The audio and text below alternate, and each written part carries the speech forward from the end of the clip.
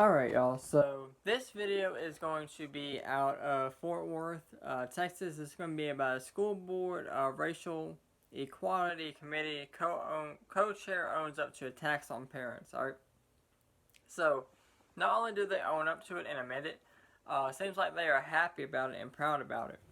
So, going into this, member of the Fort Worth, Texas School Board's Racial Equality Committee has defended her actions, releasing personal information of parents online and leaving a profanity-laced voicemail attacking a mother who sued the school district over a COVID-19 mask mandate.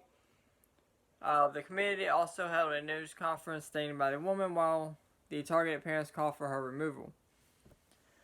So, some of the things she said is very concerning. Some of the stuff she did, any normal person would be fired for this automatically. But since she is on the left side, she's being pretty much praised for it by the left, and, these parents that just want these children to be able to live their lives normally are being targeted as bad people. But again, this has been going on for a long time. This time it's just been taken, way out of proportion. Alright. So, since she wants to put everybody's names out there, I'm going to put her name out there. Norma Garcia Lopez sent a statement to the Fort Worth Star Telegram. It's not doxing when you expose someone who filed a public motion in a public court of law that impacts public school children. Alright, so making children to wear a mask, that's also affecting school children. Alright, these children should have a right to either wear a mask or not. So you can't sit there and be like, oh, well, it's impacting school children. Alright, forcing them to wear a mask is impacting them too. But nobody wants to talk about that. So, Fox News previously reported Garcia Lopez shamed the parents who had sued the Fort Worth Independent School District over its mask mandate. It's astounding what the white privilege power from Tanglewood has versus a whole diverse community that cares for the well-being of others. Garcia Lopez wrote, these are their names. And like I said, she puts their names out there. Jennifer Traeger, Todd Daniel, Carrie Rendra, and a coward Jane Doe. And then she goes on to say, internet, do your thing. Alright. She goes on to share their phone number and address. She also shared Ryan Hammer's employer, her phone number and her work email address. So not only did she put some of their personal information online, they went on even further and put their employer's information online also. That's right. So, when a local activist thanked her for sharing the photo below and the information, Garcia Lopez wrote they definitely need to be called out. Alright, she also goes on. Garcia Lopez also acknowledged calling out one of the parents who sued the district, leaving a profanity-laced voicemail. So obviously I can't say the words fully on here. YouTube auto runs to take me down as it is. But I will let y'all fill it out. F you, you stupid B. F you with your white privilege and not caring about the well-being of others. F you, Garcia Lopez said in the voicemail. She goes on to say, my messages contain harsh language, no threats. Some people find my choice of words in that message offensive, but what's really offensive is that white parents could hold so much power. Let's see. Alright, so in a community meeting on Thursday, she characterized her support for mask mandates as a vital aspect of advocating for children.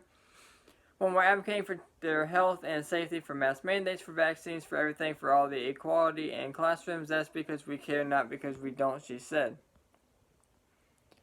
Fort Worth Star Telegram reported that Garcia Lopez have received racist and fat-shaming statements.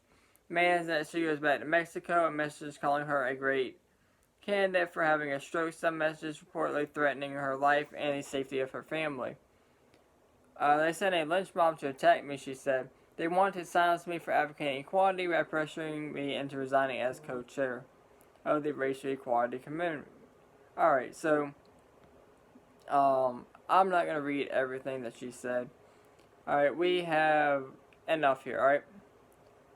So, there's a lot to talk about here. Alright, so as far as her getting threatening messages and her family getting threatening messages, if you are any kind of public figure or you have anything to do with the internet, you're going to get messages like that. Alright, I've had probably 100 death threats towards me. Alright, I've had people threaten to shoot me, threaten to stab me, threaten to jump me. I've had Black Lives Matter activist groups come after me, say that they're going to kill me. The NFAQ, the Not Effing Around Coalition, they threatened me also. So, if you're any kind of internet and you have any kind of power, you're going to get threatened. That's just how it works, alright? If you can't handle that, then you need to get off and you do need to resign, alright?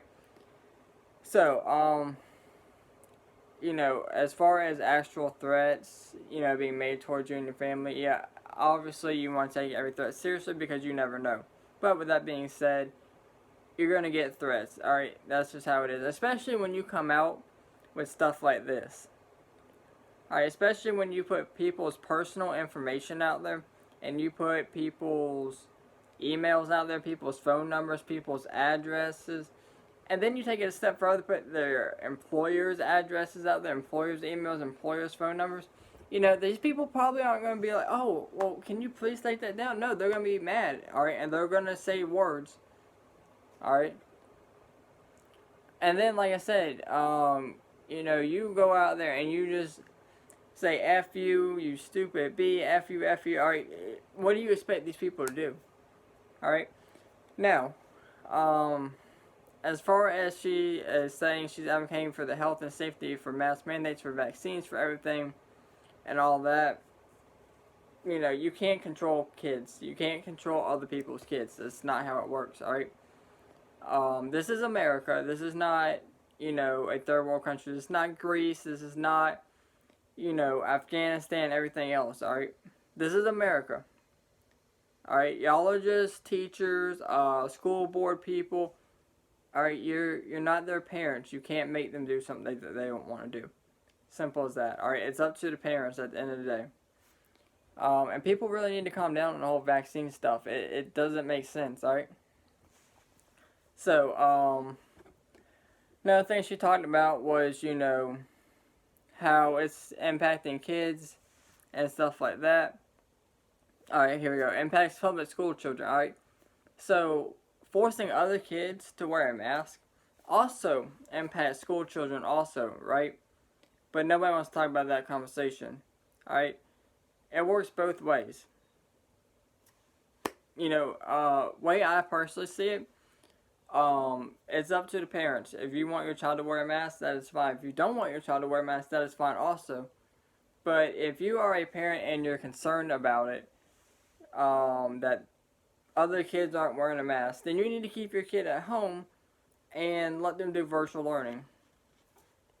You know, you know, people might not like that comment, but it is what it is. That's my personal opinion on it. But again, these school boards have been going on for so long, and they're trying to take control of kids. They're trying to take over the parents' jobs as raising their children. They're trying to indoctrinate their children and other people's children. Alright, and it's not going to work in America. It's not. Alright, they're trying to put police involved, trying to put them on terrorist watch lists. It's not going to work. It's really not. But let me know what you guys think down in the comments below. As always, thank y'all for watching. What do y'all think, this woman is in the right or the wrong? And as always, y'all stay safe out there.